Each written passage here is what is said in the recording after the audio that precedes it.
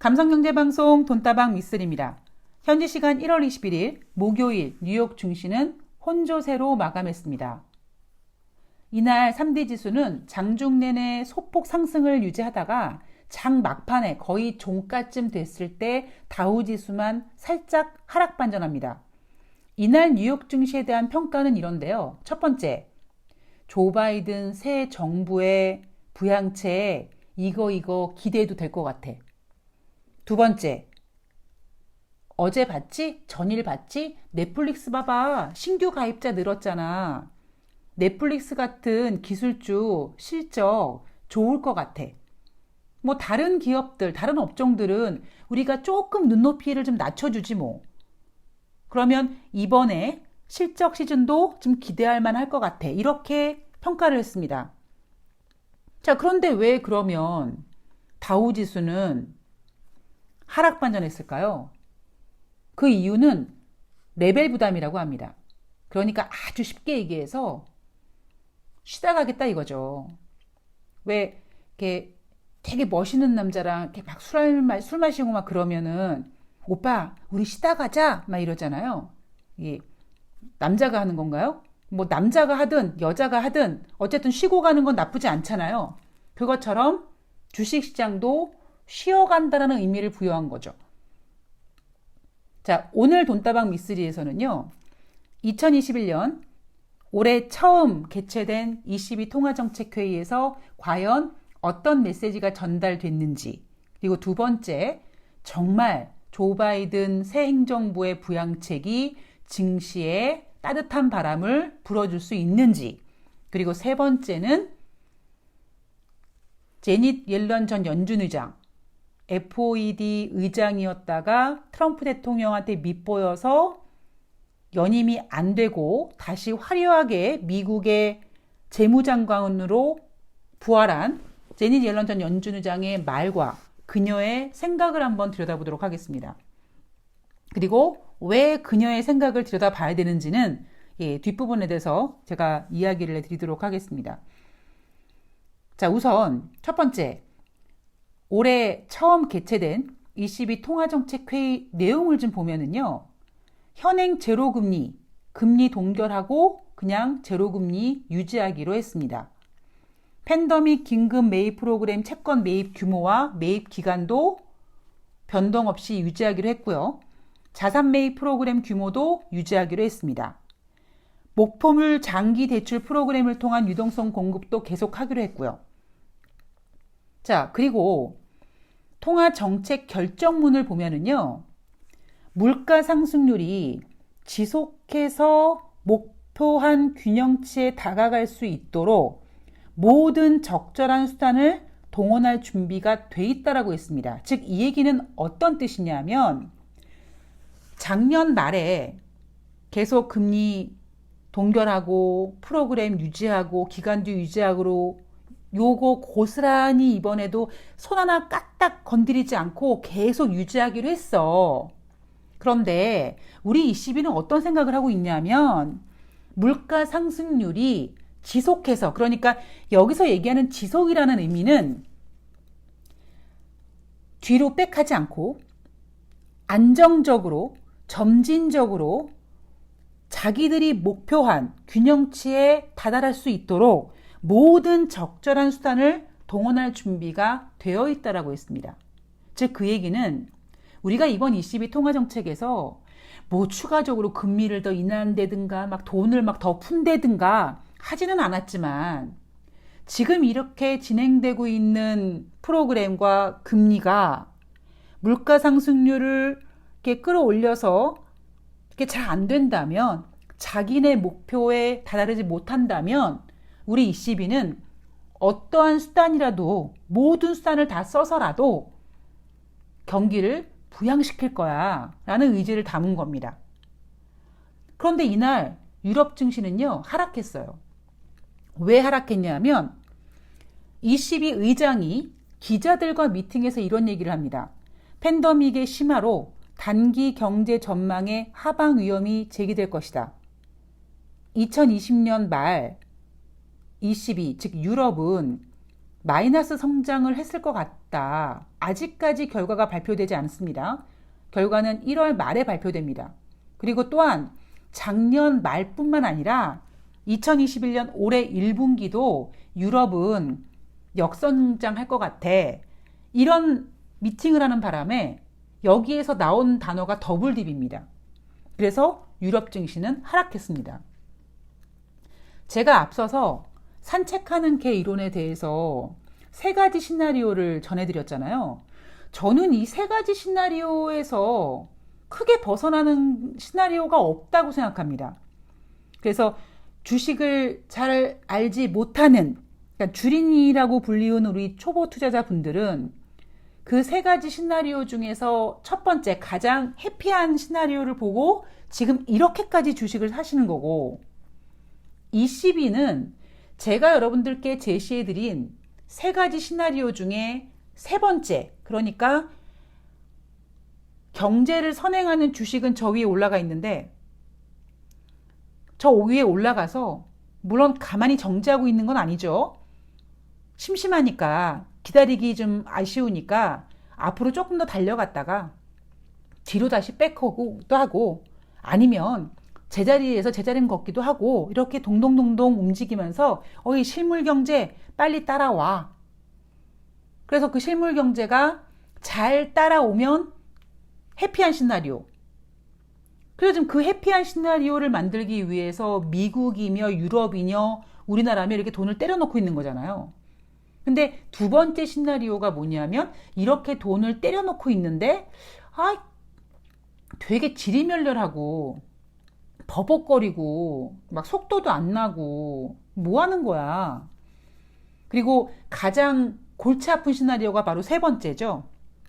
앞으로 가야 될, 저 앞서간 주식 지수를 따라가야 될 실물 경제가 오히려 뒷걸음질 치고 있는 게 가장 골치 아픈 시나리오인데 ECB에서는 지금 그거를 고민하고 있는 겁니다.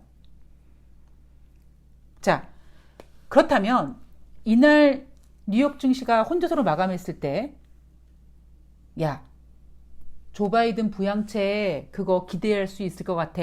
이런 평가를 내렸다고 하는데 정말 그런 기대를 해도 될지 좀 보면은요.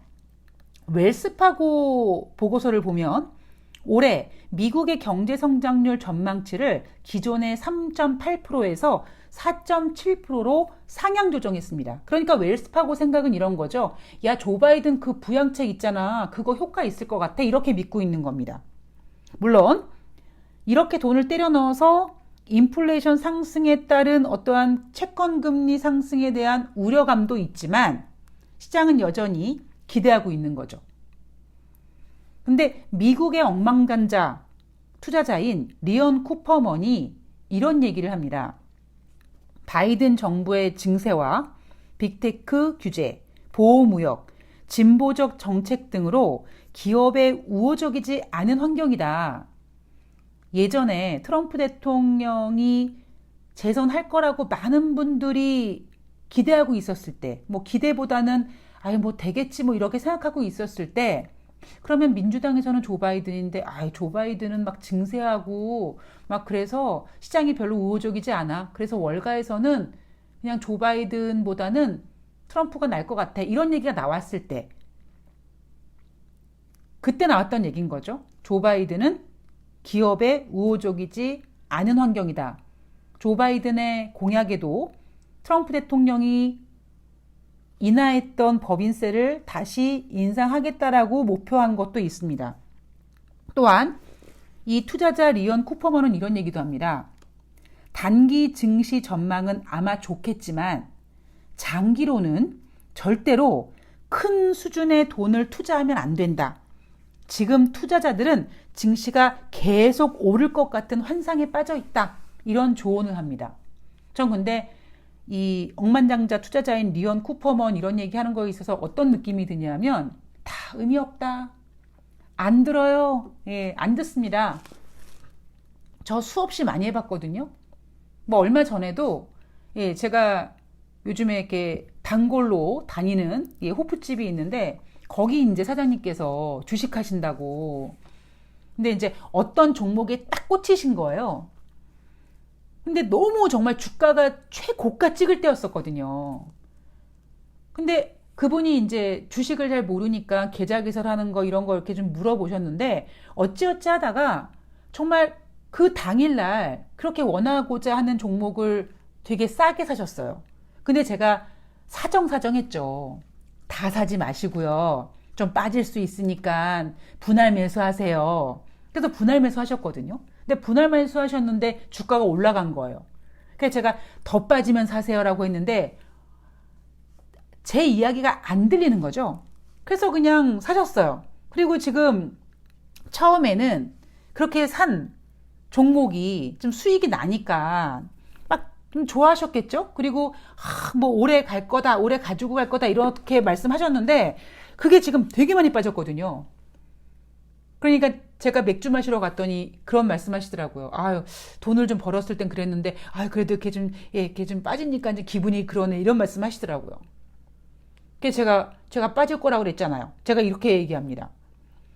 그러니까 제가 앞서 방송에서 이 주식하겠다고 이렇게 딱 마음먹은 분들은요, 도시락 싸서 말려도 안 됩니다. 안 돼요.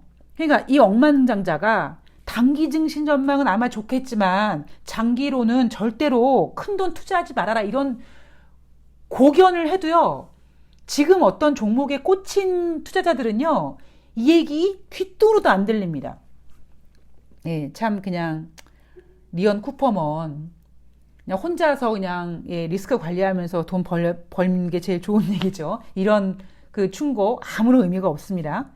자, 그럼 마지막으로 제니 옐런 전 연준 의장에 대한 이야기를 좀 해볼까 합니다. 제가 어제 방송에서 법인세 인상 당장은 아니다. 그러니까 즉각적인 법인세 인상은 당장은 아니다. 이런 얘기를 했습니다. 우리가요, 제가 앞서 이런 얘기 한번 해드렸던 것 같은데 트럼프 대통령이 임기 동안에는요, 매일 트럼프 했잖아요. 그러니까 주식하는 사람도 정치하는 사람도 그냥 뭐 외교적인 것도 그냥 트럼프 대통령 입만 바라보지 않았습니까? 그래서 트럼프 대통령 트위터가 막 그냥 엄청난 인기를 끌었잖아요. 그래서 제가 방송에서 한번 야, 우리가 주식을 하는데 맨날 트럼프 대통령 하고 있네요. 내가 이렇게 넋두리를 한 적이 있었습니다. 글쎄요. 물론 지금 처음이니까 조 바이든 대통령에 대한 기대감으로 뉴욕 증시에서 조 바이든 할 수 있겠지만 아마 예전처럼 트럼프 대통령 때처럼 그렇게 조 바이든 하지는 않을 것 같다라는 것이 제 생각입니다. 대신에 오히려 제니 옐런 전 연준 의장, 그러니까 미국의 첫 재무장관에 대한 그 생각이 중요한 이유는 뭐냐면 제가 미쓰리가 올해 좀 이 경제를 봄에 있어서 뭐 인플레이션이라든가 뭐 아니면 달러라든가 뭐 이런 얘기들을 좀 해드리잖아요. 근데 그런 부분을 조 바이든 입이 아니라 제니 옐런 입에서 나옵니다. 그러니까 즉각적인 법인세 인상 당장은 아니다.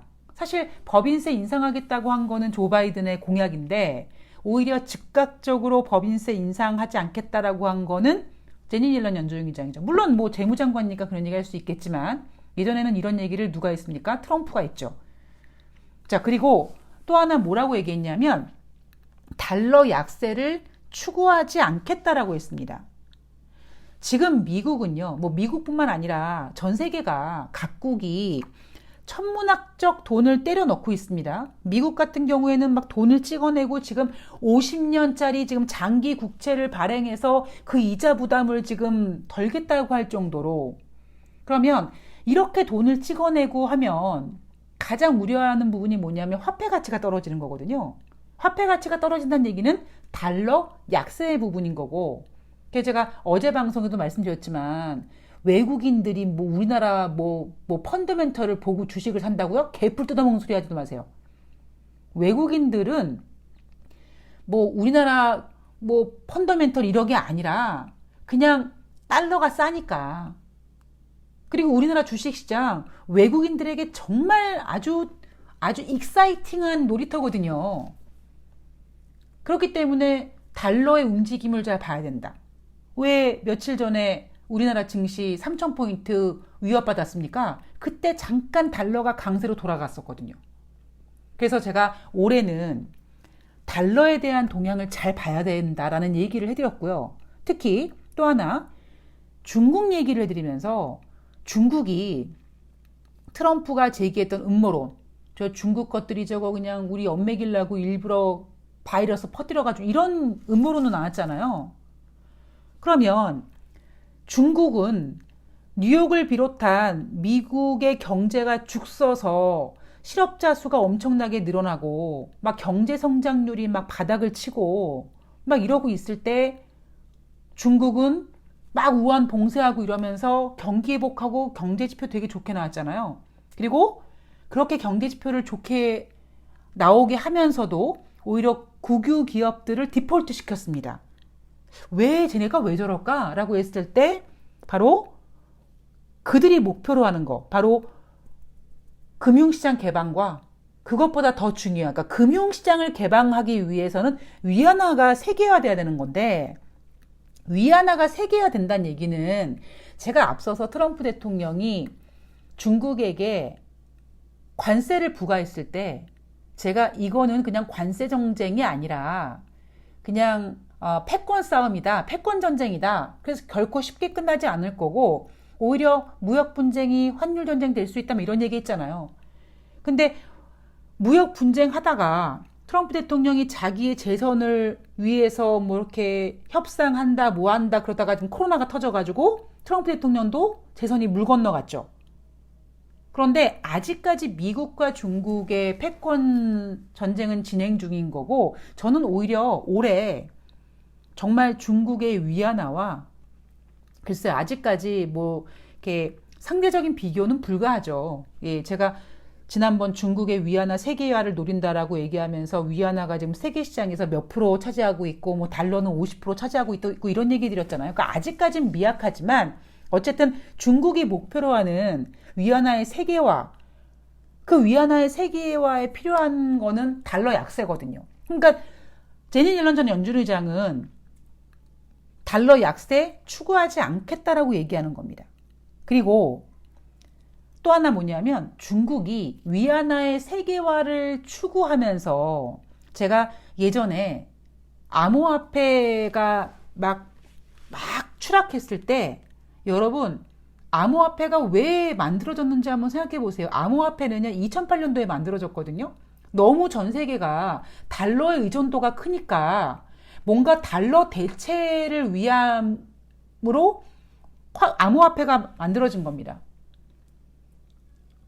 그래서 나중에 시간이 지나가면 암호화폐가 그 당시는 막 그냥 투기 세력들이 들어가서 너무 올라갔고 막 추락했고 막 그랬지만 그런 어떠한 매물들이 다 소화되고 그러면 암호화폐는 다시 제가 올라갈 겁니다라고 말씀드렸잖아요. 그리고 중국에서 지금 그 암호화폐를 키우려고 엄청 노력합니다. 중국은 왜 그렇게 할까요?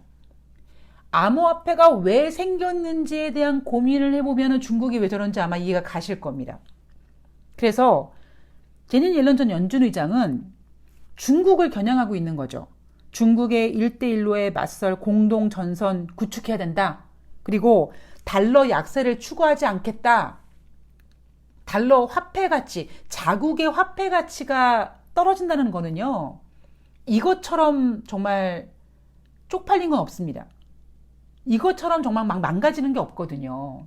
물론 달러는 안전자산이기도 합니다만 그거는 코에 걸면 코걸이고 귀에 걸면 귀걸이기 때문에 어떻게 해석하느냐에 따라 달라지고요. 지금 현재로 미국의 어떤 그 돈 풀기로 인한 달러 약세 그리고 제닛 옐런 연준 의장은 그거를 걱정하고 있고 그냥 단순하게 달러 약세를 추구하지 않겠다라고 얘기하는 게 아니라 중국 때문에 중국 저 녀석들이 위안화 세계화 시키려고 저것들이 우리 미국 가만히 있으면 안 될 것 같아.